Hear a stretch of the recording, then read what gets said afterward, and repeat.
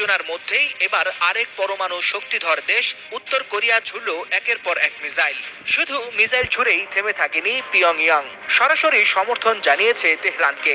উত্তেজনায় ঘি ঢেলে দিয়েছে কিম জং উনের যুদ্ধ ঘোষণার মতো হুঁশিয়ারি। বৃহস্পতিবার সকালে উত্তর কোরিয়ার রাজধানী পিয়ংইয়ং এর সুনান থেকে একযোগে ছোড়া হয় 10টিরও বেশি মাল্টি লঞ্চার মিসাইল। গন্তব্য উত্তর পশ্চিম আকাশপথ। দক্ষিণ কোরিয়ার সামরিক বাহিনী জানায় এগুলো স্বল্প পাল্লার ব্যালিস্টিক মিসাইল, যা জাতিসংঘের রেজুলেশনের সরাসরি লঙ্ঘন।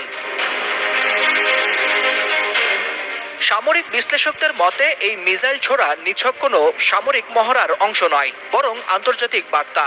কারণ একদিকে যখন মধ্যপ্রাচ্য ইরান ইসরায়েল সংঘাতে উত্তাল, ঠিক তখন কিম জং উন জানিয়ে দিলেন ইরান একা নয়। প্রেসিডেন্ট কিম বলেন, আমরা আমাদের বন্ধুদের ত্যাগ করি না, ইরানকে আমরা পূর্ণ সমর্থন জানাই।